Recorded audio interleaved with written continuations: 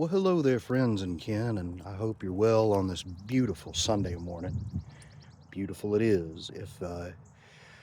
If just a little on the cool side, where I live, we're in that time of year a lot of us like to call fall spring.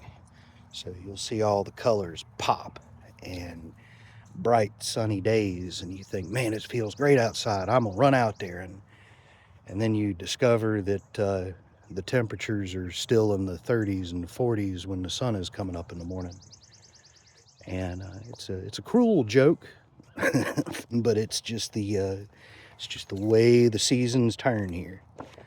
And personally, I kind of like the days this time of year when we get a fall spring, because even though it's chilly in the morning, it'll warm up just enough over the course of the day to where it's comfortable from mid-morning all the way through to just before dinner time. And it just makes for a nice relaxing day. And on the weekends this time of year, it's prime front porch sitting, cigar smoking, and coffee sipping weather. So enjoying the weather, let's move on to the next verse in Mr. Horn's Witch's Devil, the very back here.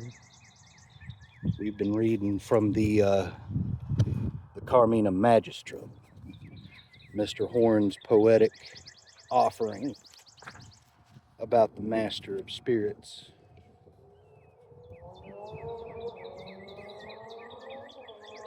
Oh, and today I'm smoking a treat here. This is a Padron 1964 Exclusivo. The Padron 64s, and there's another step up from that, the 1926 series. These are my treat cigars, and I've had a love for them going on a couple of decades now. Um, Probably somewhere around 2004, 2005 is when I really started getting into cigars. And from the very beginning, I fell in love with these things. And I couldn't smoke them every day. Still can't smoke them every day. But it's a nice celebratory cigar, and I chose it today. What am I celebrating? I'm celebrating this beautiful weather. Ostara, of course, was last week, and uh, I I threw out my celebratory wishes to all my followers on Instagram and my followers and friends on Instagram and Facebook, and uh, it seemed to be very I don't know, the energy just seemed to be so jovial this year. In the past, I find my social media bombarded with all of these. Oh, Star is not a real holiday. This is made up, and uh, I don't want to get into all that here and now. I still plan on doing a deep dive on the Wheel of the Year at some point on my channel, but I it's gotten to the point where in certain areas of the magical and pagan community, you can't say happy anything without being bombarded by uh, hundreds of voices going, well, actually, that's not entirely accurate. And sort of like the same people that get into the whole Merry Christmas, Happy Holiday debacle, where, you say Merry Christmas to somebody, and then you get the response of, fuck you, you're assuming I'm Christian, and you're trying to oppress me with your religious calendar. Happy, and you say happy holidays, and I believe in putting the Christ back in Christmas, and you're stomping all over tradition. And it's like, guys, cool it. If somebody wishes you a positive sentiment, the most appropriate response, even if it doesn't fit well with your worldview, is why is it so hard to just say, well, thank you, same to you? Why you gotta wad it up and spit it back in their face? It's like you're trying to assert your dominance, and you can't accept a positive sentiment expressed towards you without trying to correct the person and reconfigure everything. It's like, chill, chill, buddy. Just chill out. Thank you. Same to you. And you can have the argument in the back of your head the rest of the day all you want and let it tear you up if it really means that much to you. But I just don't see how that's, I don't really see how that's helping anybody. So there are places to have that argument. There are places to express your idea. But when somebody says, Happy Ostara, Glad Yule, Merry Christmas, Happy Holidays, Happy Thanksgiving, Happy Birthday, just, if it doesn't sit well with you, hell, you ignore them would be, a more appropriate response, in my humble opinion. But when somebody wishes you that positive sentiment, why not use it as an opportunity to spread a little back? Again, if if their holiday spirit doesn't jive with your worldview, just a simple thank you, same to you. All right, been on that soapbox enough. So happy Ostara for all those who celebrate it and fall in love with the dawn tide of the year and the blooming of life. And if you don't celebrate it, fine. Go have fun doing what you do, or have fun not doing what you don't do. The choice is yours. And I respect it either way. But me and my life, I love the spring equinox. I love the fall equinox. They factor into my will of the year. If you don't like it, that's your right to have that opinion.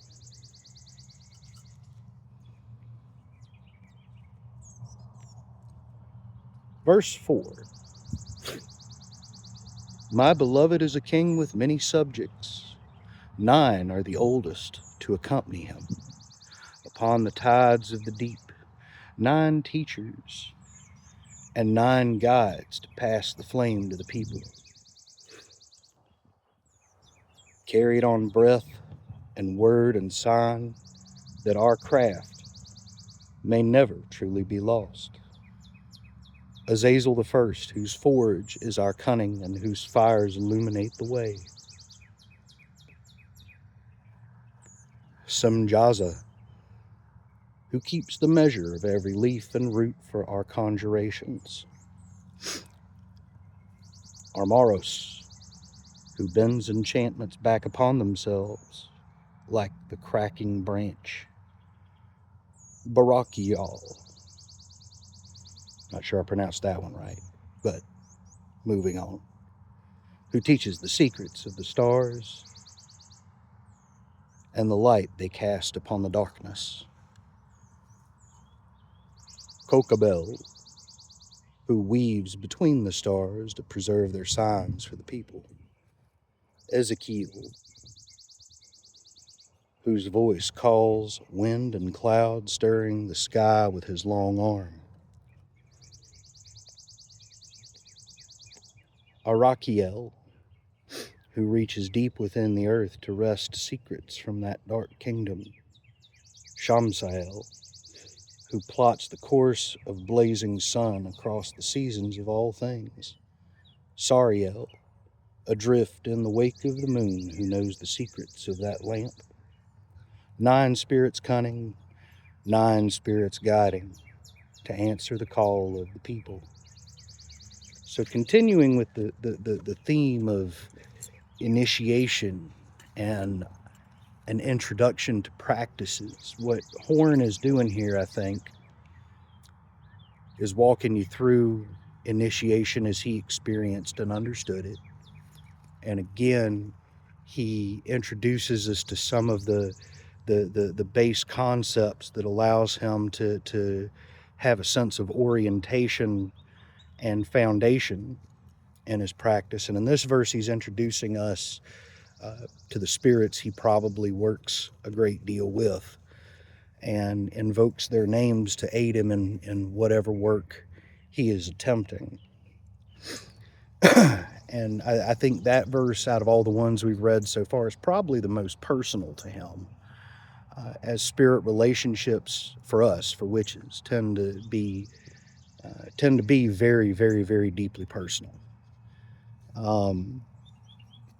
whether we work with angelic powers, or powers that manifest as angelic powers, or powers that manifest as gods, or land spirits.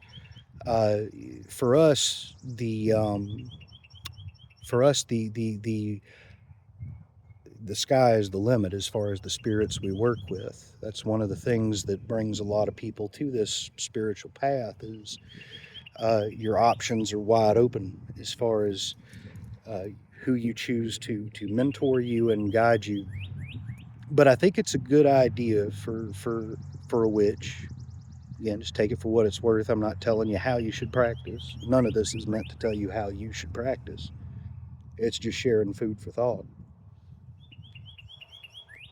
But I think it's a good idea for any witch to create such a catalog of spirits that they work with, and to keep a record of their experience working with those spirits.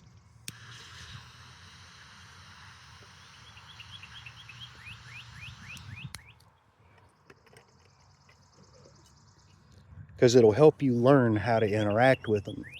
When you invoke their name to help with any particular type of working, and then you track the progress and success or failure of that working, you can go back and revisit it and compare and contrast how people worked with that entity in the past, if it is a historical entity, and maybe adjust how you interact with them. Maybe there are specific offerings that they prefer, and if you provide those specific offerings, your working stands a much better chance of success.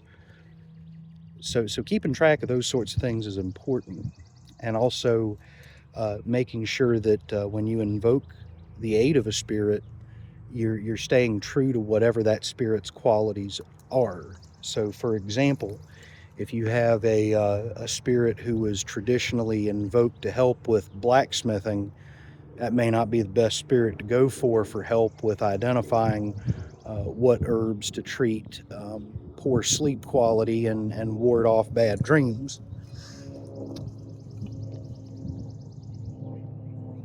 So such a catalog or a list will eventually become a point of reference for you.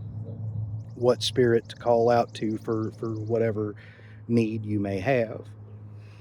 And really, the sky is the limit. I know that there's a lot of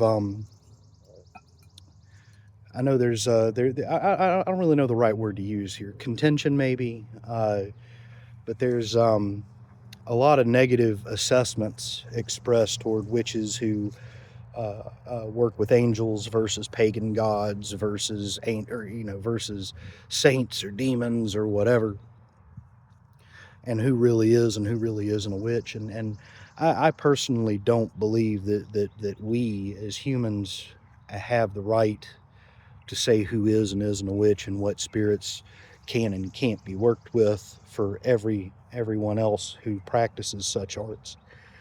Um, that's a that's a very arrogant assumption to make about yourself and the authority that you have. You have authority and agency over yourself. So if working with saints and archangels does not jive with you, so be it. You can mark that in your journal and your catalog. No angels allowed, no saints allowed. Uh, but at the same time, if the next witch you meet, if that's all they work with, I